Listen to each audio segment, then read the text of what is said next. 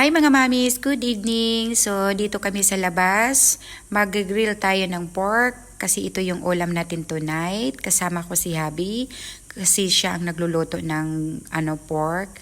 Tapos while waiting na maluluto yung pork natin, kinuha niya yung sa faucet doon, yung hose kasi sabi niya parang napatay na yung Carabao grass namin, kailangan ng water.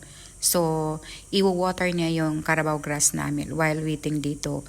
Mga mami, so ayan, tingnan ninyo yung grill namin. So, malapit na maluto yan. Ilang minutes na lang maluluto na yan. Bago lang namin nilagay yan, pero yung apoy kasi mas medyo siya. Kasi nandito kami sa labas, yung hangin, talaga, kaya maganda yung apoy ng natin sa grilling. So, ayan si Habi, nagwa-water na ng Carabao grass.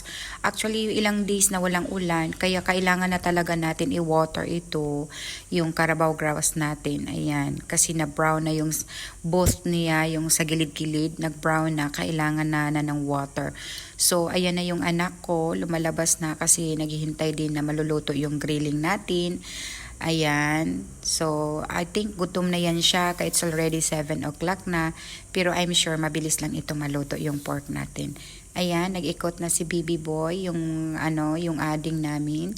Tinitingnan niyo yung pork na kung kailan na maluluto ito. Sabi ko, madali lang yan maluto. Just wait for a minute. Ayan, kaya behave na behave. Ayan, din si Kuya, lumabas na pala. Kasi sabi niya, Mami, tumawag siya sa akin kung luto na ba daw ang pork. Ako lumabas ka, tingnan mo. Ayan.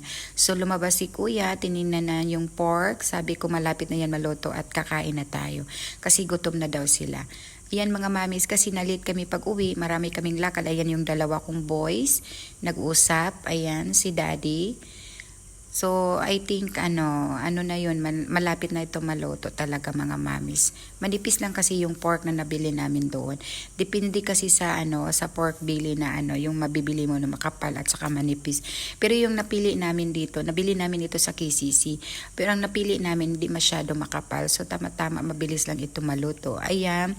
So, yung ground namin actually, yung kapitbahay namin naglilinis dito twice a week. Kasi kung hayaan natin once a month maglilinis, mabilis tumubo yung damo. So, mas maganda kung every 2 weeks kasi yung damo mas easy lang tanggalin. So, kasi mabilis lang talaga mag-grow yung dito.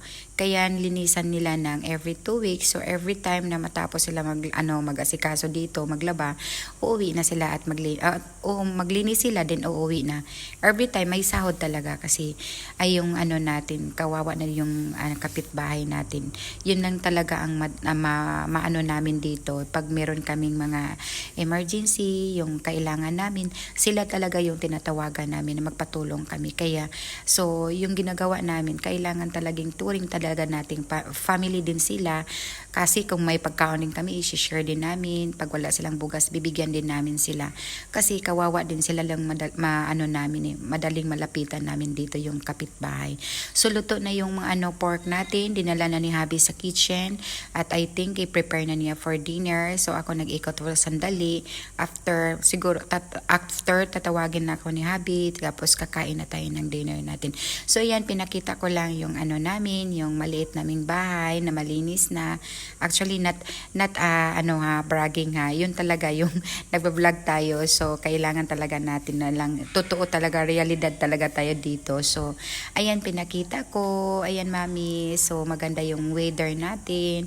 Hindi lang isang bisis, maraming bisis na expose na talaga itong bahay kong maliit. So, hindi na, wala nang halong ito. Kasi, pag meron tayong tirahan, maliit man or malaki, so, proud tayo, diba? Ang importante, meron tayong pinatayong bahay na sarili natin. Kaya, lahat ng mami, ganyan din yung